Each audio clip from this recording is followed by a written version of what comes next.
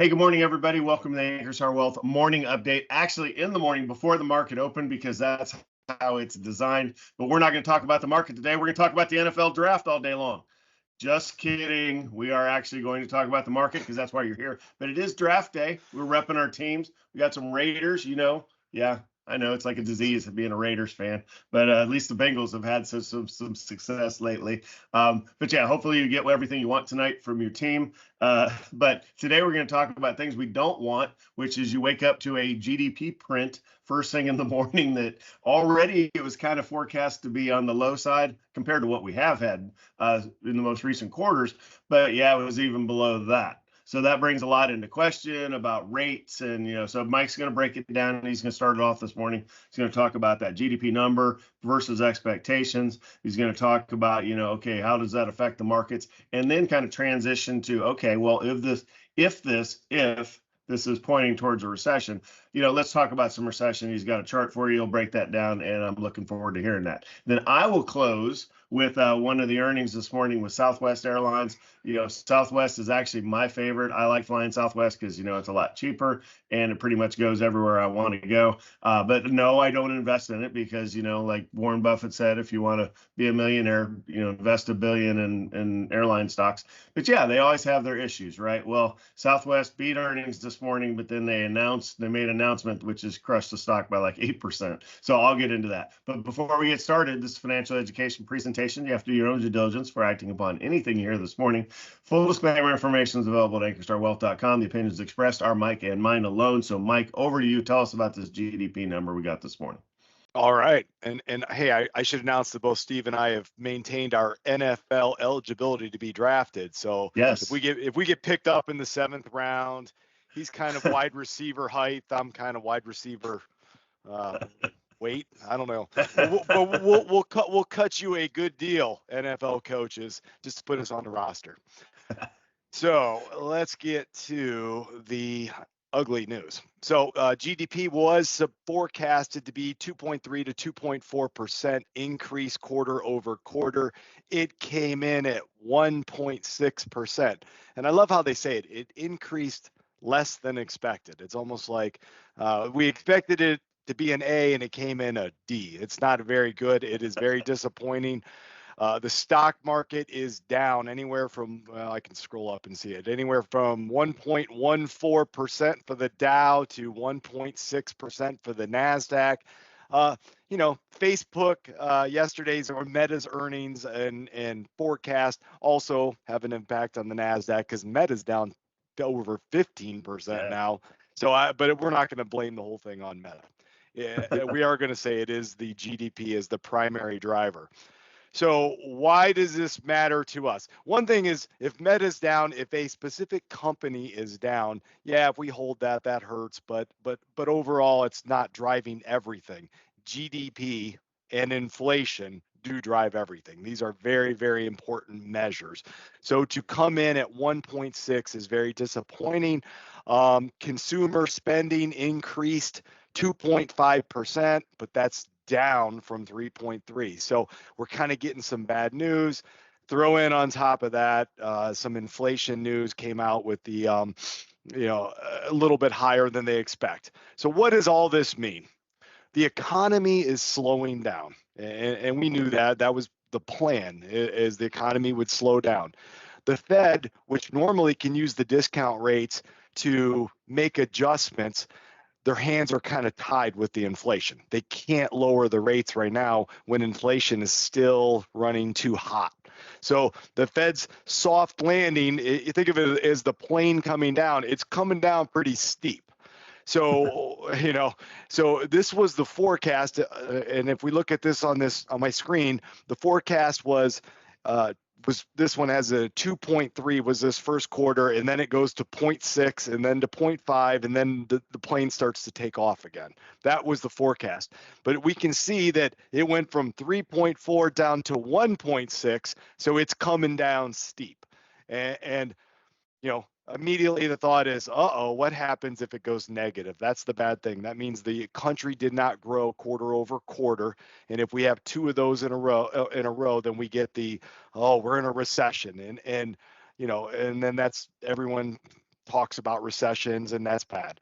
Another thing to consider in this is what the labor does. The unemployment's still under 4%, but if we see that unemployment start to go up, then we're definitely heading for that, recession, or at least one quarter down.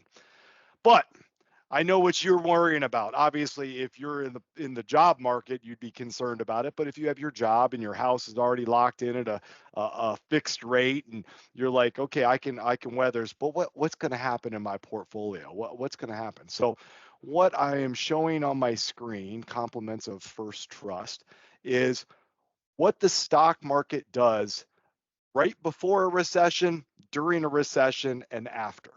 And I think this is very interesting. Some of these numbers surprised me quite a bit. I did live in the 80s and 90s. And surprisingly, Steve, look at these numbers in the 80s and 90s. The market was up before, up during, and up after. We'd love that. Right. When I saw those numbers, I was like, wow, and it happened 3 times. So like, that's really great news. If we get that, that's phenomenal. Now, do we really expect that? I'll be the non-optimist and say that seems unlikely, considering how high the market flew up last year, and then it was up 10% the first quarter this year. If we do go into recession, we would expect the market to drop back some. When you look at these numbers and you see the big, ugly down 35% in 2007, you have to realize that was caused mainly by the credit markets tightening up, and that debacle that happened back then with the housing market and the bonds and all that. So, we don't expect that. But the good news is, I guess, if we go into a recession, check out the 1-year chart after recessions. It's always good, to come out of the recession, even in those years where it was green. It had great bounce back numbers, high up, and then look at 3 years, 5 years, 10 years. And that's because the recession typically isn't, 3 years in a row. So you're going to get good growth. So, stay tuned. As we see, we'll be watching the jobs report when it comes out. On the side, other interesting stocks, Microsoft and Google release earnings later today. So we'll see what they do compared to, we saw Tesla, they projected good news, even though they missed earnings and our stock went up. Facebook, their earnings were actually decent, but they projected bad news, and you saw what happened. So, it's going to be a fun ride. This is you can't expect everything up all the time. This is why stocks are the best long-term investment, because when there's volatility, it gives us a chance to trim things off, make more money, grow things faster, and this is the benefit of kind of the volatility. Yeah, I appreciate that, Mike. Leave that chart up for a second. So yeah, just like Mike says, recessions do happen, but this chart shows that they don't tend to last forever, except for 2007 was a different beast. I did recently rewatch both Margin Call and The Big Short. If you're into finance, right, you have to be into it a little bit. But to go back and watch this is really an interesting time of how stupid we were being in the financial industry, specifically the housing industry, and it brought everybody in, not just the people in the industry.